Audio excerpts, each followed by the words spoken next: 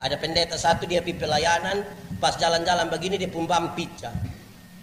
Dia motor bam pizza, terkuju dilihat ada anak kecil satu tambal ban di situ. Dia aduh adik-adik pas, puji Tuhan, lu tolong tambah. Cepat ya jemaat tunggu saya. Ini anak juga kerja cepat kan, waktu menpaksa dia cepat, habis. Waktu bayar, jalan belum 10 meter ini ban pizza ulang. Pendeta marah dia, lu kerja bagaimana? Lu kira saya punya pekerjaan ini sama ke? Lu punya. Ini anak jawab pendeta begini, iya, Bapak pun saya yang penting. Yang kami tambal ban ini tidak penting. Kami pun tidak penting, ini yang dia Bapak pemban pizza terus. Karena itu Bapak tidak usah beromong, duduk diam-diam di situ, kok saya tambal baik-baik dulu. Kok kalau Bapak jalan pizza terus. Bisa tangkap yang saya maksud? Semua orang penting. Tidak boleh ada yang bikin diri inti di negeri ini. Tidak boleh.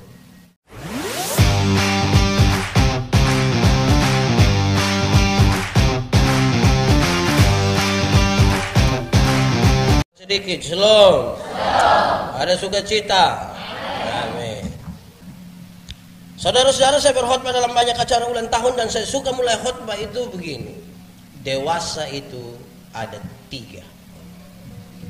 1, dewasa biologis. Dewasa biologis itu hari kita pemberat badan hanya 37. Sekarang 73. Itu dewasa biologis.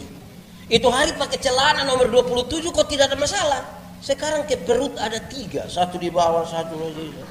Itu dewasa biologis saja. Siapapun bisa begitu. Makan tidur, cocok, gum. Itu dewasa biologis. Hari ini kita bukan merayakan itu. Kedua, dewasa psikologi. Dewasa psikologi tidak tergantung umur dan berat badan. Umur 40 tahun maka tukang tersinggung. Sedikit-sedikit tersinggung. Sedikit-sedikit tersinggung. Sedikit-sedikit tersinggung. Tersinggung kok sedikit-sedikit. Orang berlihat dia sedikit, lihat. Oh, itu hanya badan saya yang besar. Sesungguhnya dia masih di Batrah Hayat itu ada. Ada kok tidak? Orang yang begini kalau kita kok dia mulai tersinggung domba lihat kok ya. Badan besar. Ketiga, dewasa iman. Orang dewasa iman itu bukan tergantung berapa lama dia melayani Tuhan. Tidak tergantung berapa lama dia jadi orang Kristen. Tidak tergantung berapa lama dia membangun persekutuan. Tapi dewasa iman, saya suka pakai contoh ini. Ada anak umur 3 tahun, ada meja berat 10 kilo. Anak umur 3 tahun bisa pikul meja yang 10 kilo, bisa atau tidak? Tidak bisa. 17 tahun kemudian dia umur 20 tahun. Dia sudah bisa pikul meja yang 10 kilo. Yang berubah anak atau meja? Anak. Itu dewasa iman. Tidak meminta beban yang menjadi ringan, tapi dia meminta bahu yang semakin. Orang dewasa iman tidak akan pernah meminta orang lain berubah. Tapi siapa yang berubah? Kita sendiri yang berubah. Banyak kali kita sibuk untuk rubah orang lain, tapi kita tidak rubah diri sendiri. Pembacaan hari ini ditetapkan oleh Majelis Noda Gemit dari Yehezkiel pasal 37 ayat 1 sampai ayat yang ke-14 di bawah tema Roh Tuhan menyembuhkan dan memulihkan. Roh Tuhan menyembuhkan dan memulihkan. Saya mulai, saudara-saudara. Bangsa Israel ketika mengalami pembuangan ke Babel, mereka punya 3 persoalan yang serius. Ini 3 persoalan yang menarik. 1, secara politik nasional mereka tidak punya pemimpin. Semua tidak suka dijajah, tapi siapa mau pimpin siapa? Semua tidak suka untuk dianiaya, terjajah, tapi tidak ada pemimpin. Masing-masing urus dia sendiri. Bayangkan kalau kita banyak orang masing-masing urus diri sendiri, tidak ada pemimpin, kacau balau. Apalagi kalau dalam tekanan. Itu masalah pertama. Masalah kedua adalah masalah ekonomi. Kenapa masalah ekonomi terjadi pada kalangan bangsa Israel? Karena mereka budak. Kerja dari pagi sampai sore, dari pagi sampai sore, dari pagi sampai sore, bukan untuk mereka, tapi untuk para tuan. Mereka tidak ada simpanan. Uang mereka tidak ada. Mereka kerja 1 hari sekedar hanya untuk dapat makan minum. Tidak pikiran untuk masa depan. Mau bagaimana uang tidak ada. Saya yakin makanan yang mereka makan itu tidak mungkin yang 4 sehat 5 sempurna. Naik ketemu apa makan. Dan ini masalah serius. Masalah yang ketiga saudara adalah setelah bait Allah di Yerusalem dihancurkan, sudah tidak ada lagi tempat bagi bangsa ini untuk belajar tentang iman, tentang etika, tentang moral. Ini persoalan sangat serius bagi bangsa ini. Mereka sementara bermasalah sekarang. Pertanyaannya lalu apakah Tuhan tinggal diam? Jawabannya tidak. Tuhan tidak tinggal diam.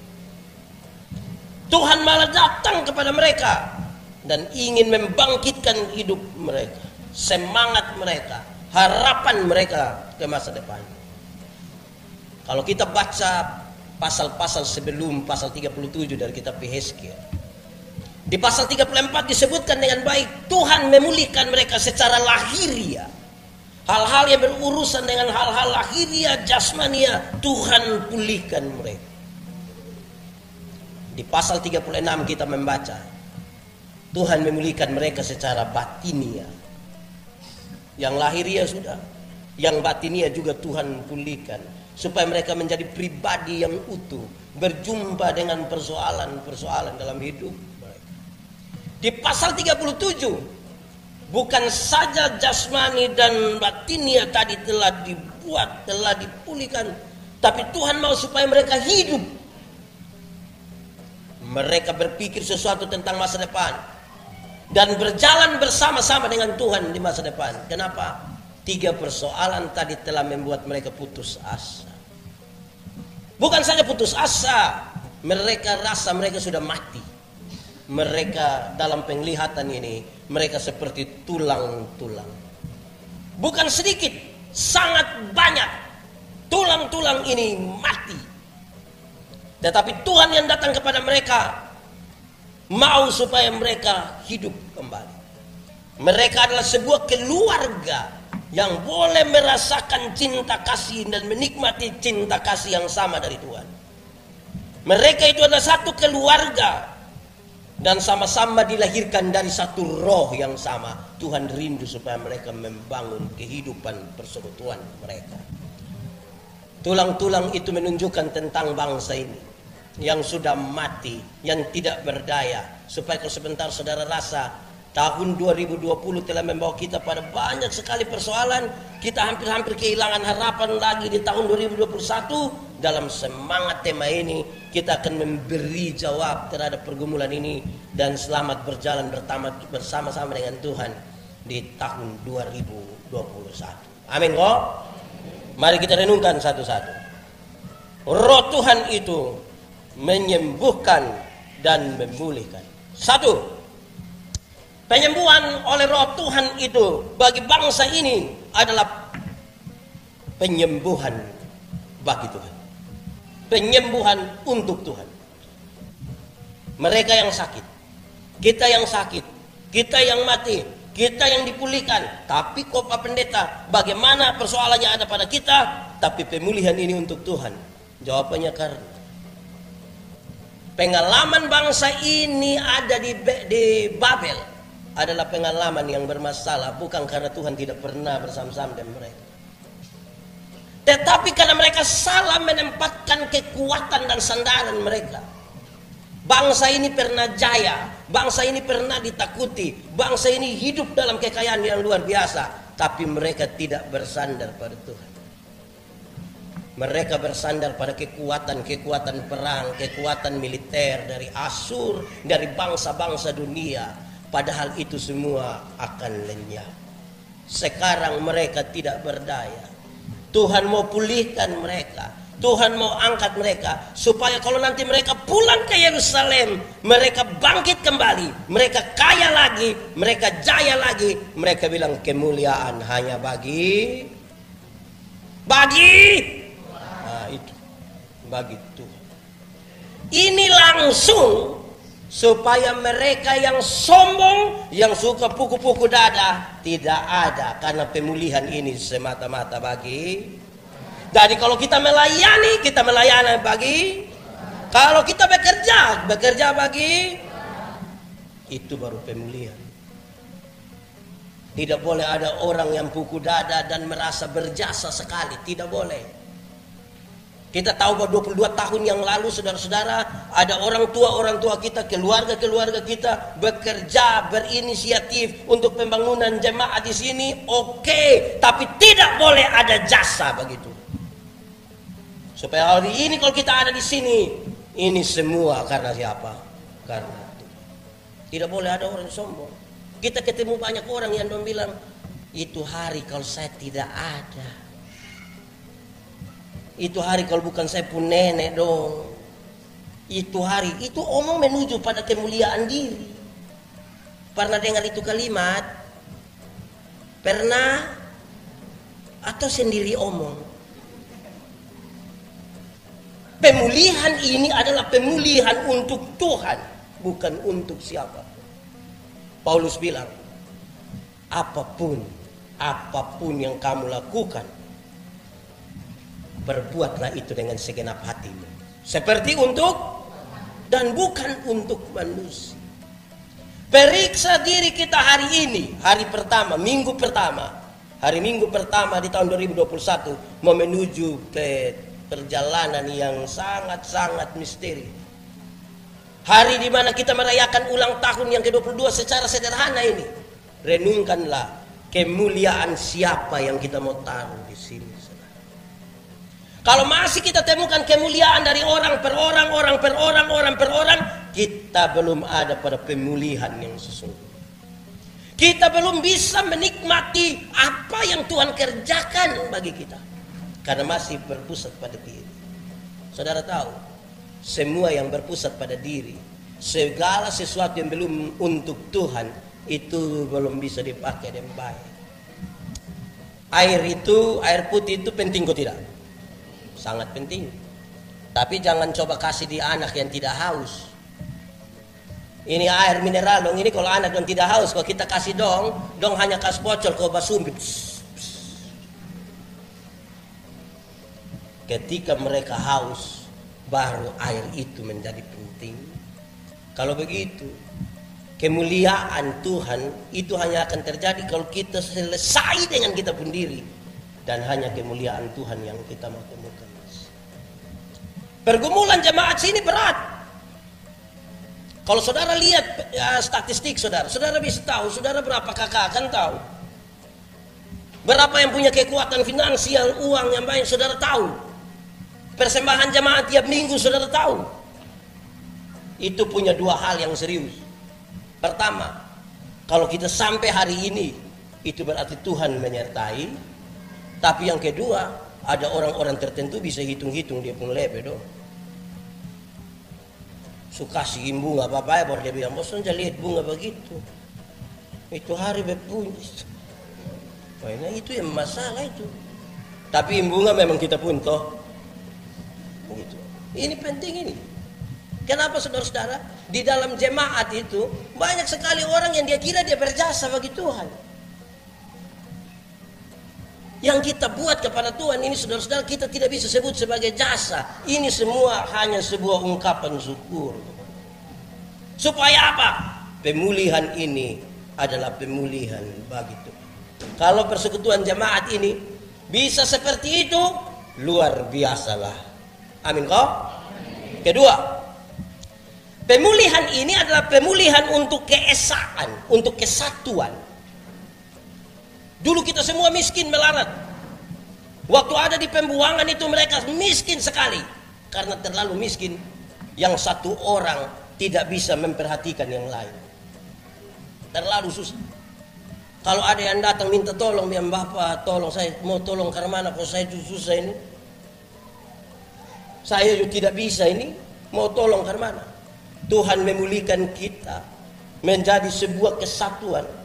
Supaya kalau mau susah-susah semua. Kalau mau senang. Tidak boleh lagi ada orang yang bersenang-senang di atas penderitaan orang lain. Tidak boleh ada lagi yang kalau senang dia ada, susah dia tidak ada. Persekutuan dalam pemulihan Tuhan itu adalah persekutuan yang merasa bahwa masing-masing di antara kita ini penting. Tidak ada satu lebih penting dari yang lain. Amin kok. Ada pendeta satu, dia pergi pelayanan, pas jalan-jalan begini dia pumbam pizza.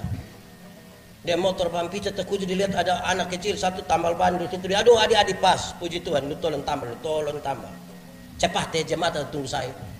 Ini anak juga lihat cepat kan, bab tua paksa dia cepat. Habis. Bab tua bayar, jalan belum 10 meter, ini ban pizza ulang. Pendeta marah dia, lu kerja bagaimana? Lu kira saya pekerjaan ini sama ke? Lu punya. Ini anak jawab, pendeta begini, iya, bapak pun saya yang penting. Yang kami tambal ban ini tidak penting. Kami pun tidak penting, ini yang dia bapak pemban pizza terus. Karena itu bapak tidak usah bohong, duduk diam-diam di situ. Kok saya tambal baik-baik dulu. Kok kalau bapak jalan pizza terus. Bisa tangkap yang saya maksud. Semua orang penting. Tidak boleh ada yang bikin diri inti di gereja. Tidak boleh. Tidak boleh ada satu yang dia rasa dia paling geng sudah di gereja. Tidak boleh. Semua penting bersama-sama. Saya suka bilang begini.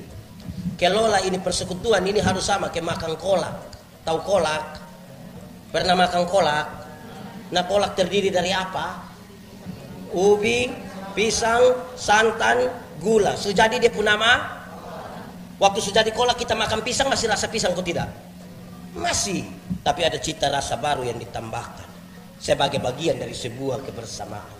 Upaya untuk saling menghilangkan, tapi bisa berkumpul di panci atau di periuk sama-sama. Toh? Tidak ada upaya saling menghilangkan, tapi bisa bersama-sama. Bukan seragam, tapi bisa berkumpul. Bukan kita mau makan kolak, nah kita pergi makan pisang di sana. Habis pindah pergi makan ubi di sana. Pindah lagi minum santan di sana. Baru terakhir datang duduk di atas komfor di sini kan gitu. Semua bisa gabung sama-sama. Tapi tidak ada upaya untuk saling menghilangkan toh. Ada Timur, ada Rote, ada Alor, ada Sabu, ada Sumba, ada Jawa, ada Sumatera, Batak teh, tapi kita semua bisa. Amin. Semua menjadi penting. Ini pemulihan dalam kesatuan. Mau sombong, sombong semua. Jangan satu sombong, dua tidak sombong. Mau sombong semua. Supaya orang tanya, di sini orang sombong ada? Tidak ada. Kok kenapa begitu? Kok kami semua sombong? Dengan semua menjadi sombong, tidak ada lagi orang sombong. Tapi coba kas duduk dong sama-sama. Bayangkan kalau pendeta sombong, majelis sombong, pemuda sombong, remaja sombong, mama-mama sombong, baru don duduk sama-sama dalam kesombongan, mati kita. Itu tiap hari hidup hanya baterek itu. Ibu satu datang pakai gelang gading penuh di tangan kanan, separuh pakai gelang kea penuh di tangan kiri. Lama-lama dong ini binatang dong mati buang semua gara-gara kita. Jadi ini pemulihan bagi sebuah keesaan. Bagi sesuatu kebersamaan. Tidak boleh ada yang muncul lebih di sini. Kenapa saudara-saudara? Karena kita terpisah-pisah. Kita satu jemaat tapi hidup berpisah-pisah, terpisah-pisah. Kalau kita tidak membangun kesatuan itu tidak berarti seragam. Tapi kesatuan berurusan dengan kerendahan hati dan pengelolaan. Ini perbedaan. Jangan kelola ini perbedaan ini sama kayak minum teh. Tahu teh? Pernah minum teh? Nah teh terdiri dari apa? Teh, air. Sejadi dia penama? Nah yang lain penama? Teh itu terlalu bagaya. Kita semua menama mesti dia. Saya yang gula saya tersinggung. Kita semua. Kita datang dari latar belakang beda toh. Tapi sampai sini kita pun nama satu. Bahtera hayat untuk kemuliaan Tuhan. Amin kok. Jangan sebut Manobel di sini. Jangan sebut bulan lagi. Jangan sebut wali lagi. Bahtera hayat. Itu penting. Kalau kita sebut begitu, berarti ada apa-apa mari kita cari semua di Bahtera hayat. Ada apa-apa kita duduk semua di Bahtera hayat. Ada semua persoalan susah senang duduk semua di Bahtera hayat. Saya melayani di banyak tempat dan kadang-kadang saya sampai pelayan saya pusing dan dong gara-gara soal satu sah. Tagal kita sama-sama ini. Tagal beli ame motor satu di gereja ini yang tiap hari kita bakalai tagalin motor. Karena dia pun nama motor gereja, jadi kami juga orang gereja Bapak. Jadi dia mau pakai susah. Motor gereja. Waktu dia tanya saya bilang, kamu percaya atau tidak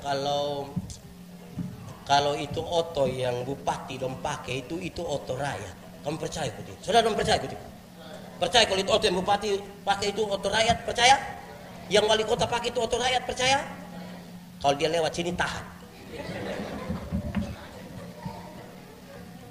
Berani kok? Kan oto rakyat. Kita mesti memahami pengelolaan kebersamaan. Jangan tagal begitu, saudara-saudara. Kadang-kadang ada hal yang bikin kacau kita ini satu. Tagal dia yang usaha pembangunan, dia rasa itu uang dia pun semua. Kita juga pusing. Ini untuk Tuhan, bagi kemuliaan Tuhan dalam sebuah kebersamaan. Kita akan temukan di banyak jemaat yang tidak mengelola keesaan. Saudara tahu, kadang-kadang ini jemaat dong kasih persembahan ini, tapi dong pun hitung-hitungan ini ngiri. Dia kasih 2.000 satu minggu, berarti 4 minggu 8.000 mah. Dia rasa seluruh pembiayaan ini dia punya. Dia protes paling banyak. Kadang-kadang sudah tidak lewat lagi di Punjalu. Pengelolaan begini. Perjalanan bersama-sama adalah perjalanan untuk saling menegur satu daya lain secara baik. Nanti sebentar kita omong tentang etika moral. Kalau kita sendiri, kita rasa semua yang kita pikir betul. Tapi ketika ada orang lain, yang kita omong aja Bapak minta maaf, bukan begitu. Karena dia begini. Saya ingat ketika saya masih melayani di Allah. Saya pergi di satu tempat, hari pertama ini saya masuk, saya kaget. Di meja di dalam kamar ini ada tokek satu. Tahu tokek? Dia berbunyi kan Bang? Ini tokek, ini dia duduk di ini meja, ini baru dia lihat saya. Saya coba usir dia. Hus. Dia tetap lihat saya. Hus. Tetap. Saya ambil kayu satu, saya coba bilang. Hus. Tidak pindah. Saya korek dia pun kepala pakai kayu. Tidak pindah. Saya ambil keputusan. Matilah itu tokek. Setelah dia mati, saya kira masalah selesai. Saya jadi bingung sendiri. Saya mulai ketakutan. Jangan-jangan ini kiriman. Aduh, mati sudah kalau ini kiriman. Saudara lihat saya mulai dalam ketakutan. Malam waktu tidur, karena ketakutan ini, pintu-pintu itu kan kalau kita di kampung tidak pakai gerendel yang kota punya, pakai yang kayu kok. Saya 3, satu di atas, tengah, bawah. Lampu TOX saya taruh di lantai, tanah juga. Sudah semen, saya taruh di bawah. Saya tidak mungkin taruh dekat dinding toh. Daripada bangun saya hangus, lebih saya taruh dia di situ. Subuh-subuh begitu saya rasa, atau ini saya pun perasaan, saya tidak tahu. Tapi saya rasa ada yang buka pintu masuk, tiup gas mati itu lampu. 2, aduh, saudara bisa bayangkan saya pun keadaan. Saya rasa ke belakang lubang betul. Saya mau lihat belakang, saya takut itu saya, ini kan saya khotbah ini sudah 18 tahun sudah lewat, jadi saya bisa bagaya. Kok Om bilang, saya takut. Kalau waktu itu hari itu saya tidak bisa bilang saya takut, saya tidak bisa Om. Saya kalau Om pas 3 mata, saya takut. Itu saya lantas pikir, mau pakai ini ketakutan sampai 1,5 tahun api muka betul bisa mati sebelum dia pun waktu. Akhirnya saya manfaatkan satu orang tua, emeritus, pendeta emeritus Ishak Hanadi. Saya pakai dia, saya manfaatkan dia, tapi dia tidak tahu. Dia tinggal di samping rumah. Jam 1, jam 2 subuh dia biasa bangun kok ini bakar-bakar kotoran di samping situ. Saya manfaatkan dia. Jam 1, jam 2 itu saya sengaja buka kamar kuat-kuat. Supaya dia tahu bahwa ini anak ada keluar. Saya ingin yakinkan saya pun diri kalau dia penasaran dengan saya. Jadi kalau saya menuju di mana nanti dia ikut. Saya coba yakinkan saya pun diri, katakanlah saya jalan ini menuju jalan yang salah. pasti dia akan tegur saya, Beb. Saya coba yakinkan itu, saya mulai jalan. Saya tahu dia mulai ikut saya. Oh, ini rencana berhasil. Saudara tahu saya jalan ke mana? Saya cari batu-batu besar, pohon-pohon besar. Sampai di itu batu pohon dong, saya sengaja berdiri baru saya bilang begini.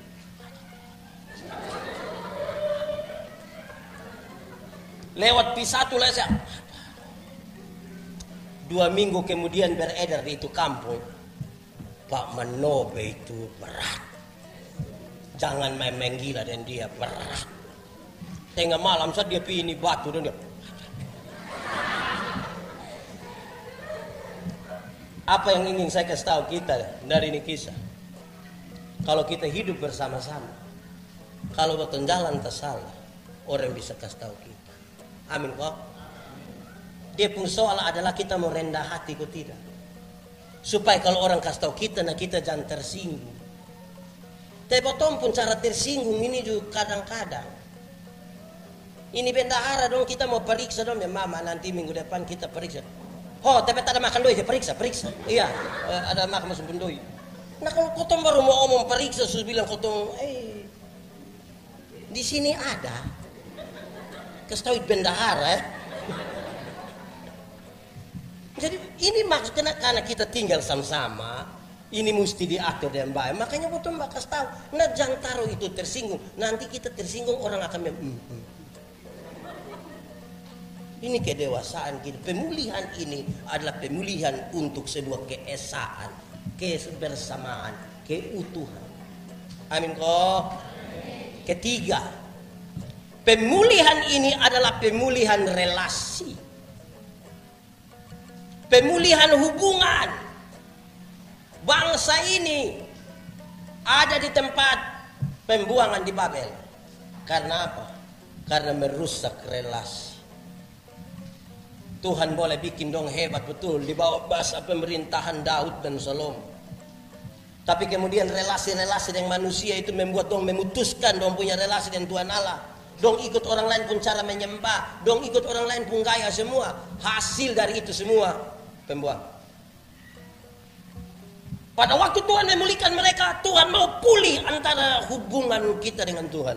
Tapi hubungan kita dengan sesama pun harus pulih. Kalau itu kita tarik ke Bahtera Hayat, saya ingin sampaikan di Bahtera Hayat pun harus demikian.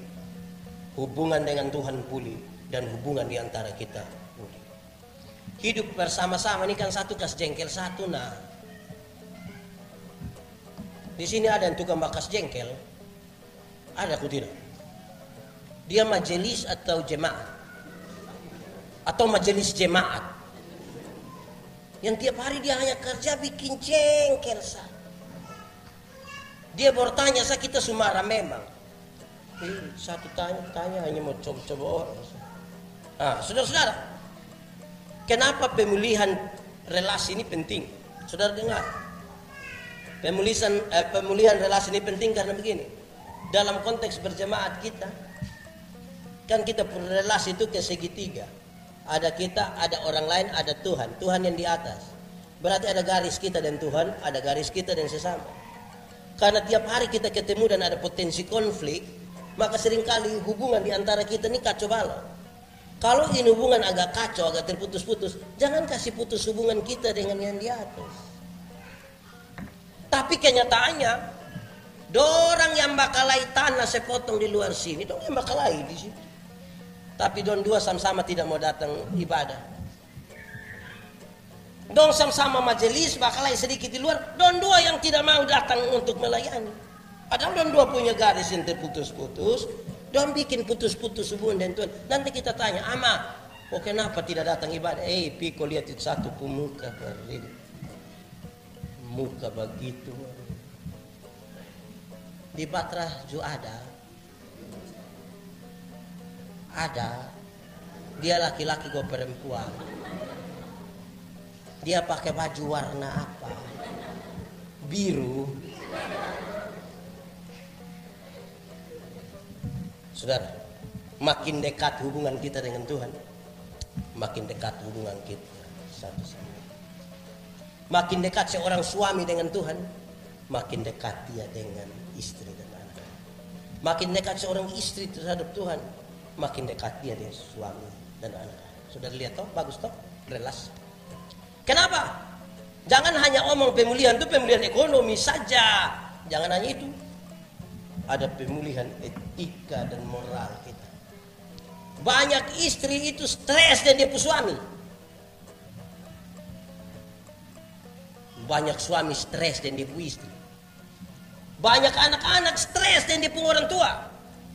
Banyak orang tua stres dan dia punya anak-anak. Di Batra Hayat ada fam apa?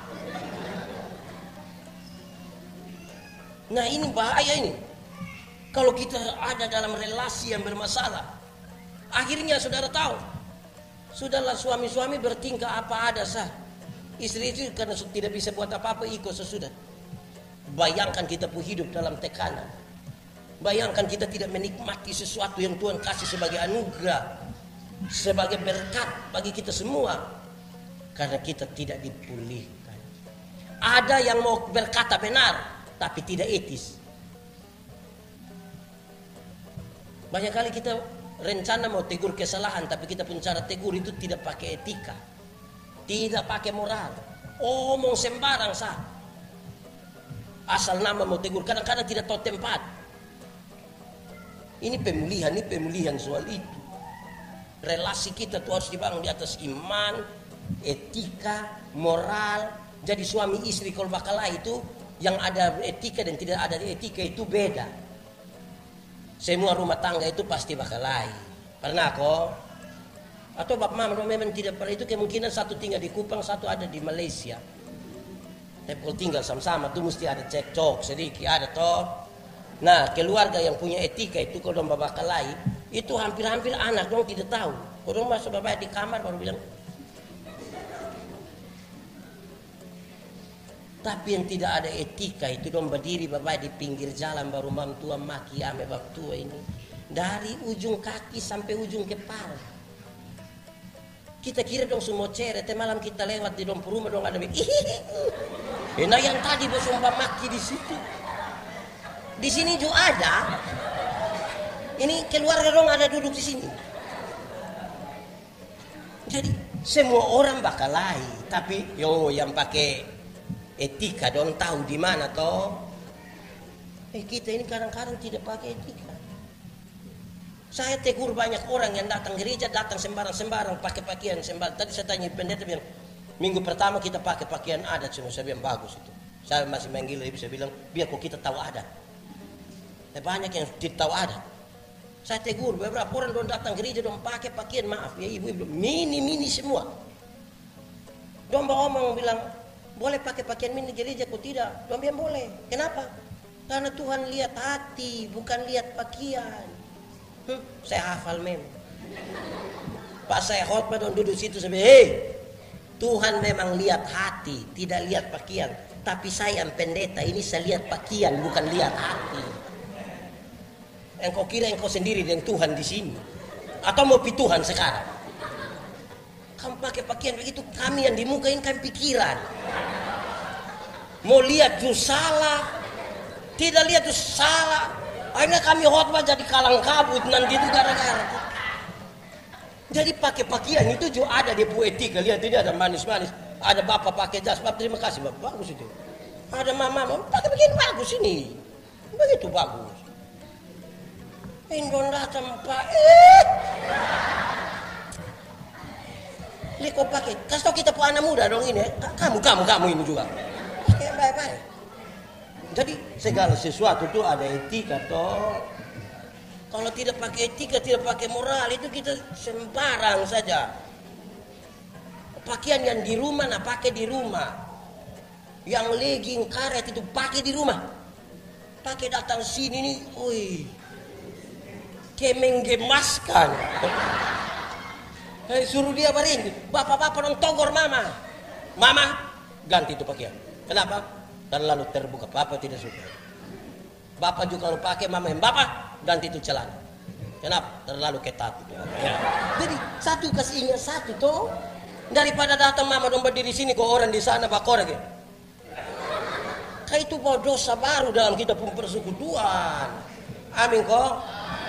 Untuk mbak tadi lihat ini pakai pakaian dong baik-baik. Tadi tidak baik berarti satu dunia tahu. Kok ini dong ada siaran ini saya. Baik, terakhir. Pemulihan menuju masa depan. Saudara tahu, tulang-tulang itu menggambarkan mereka yang mati, putus asa, tidak lagi ada harapan. Bagi mereka napas ada tapi kehidupan sudah tidak ada. Dia hanya bernapas tanpa kehidupan. Tuhan bilang bangkit sekarang. Ada masa depan.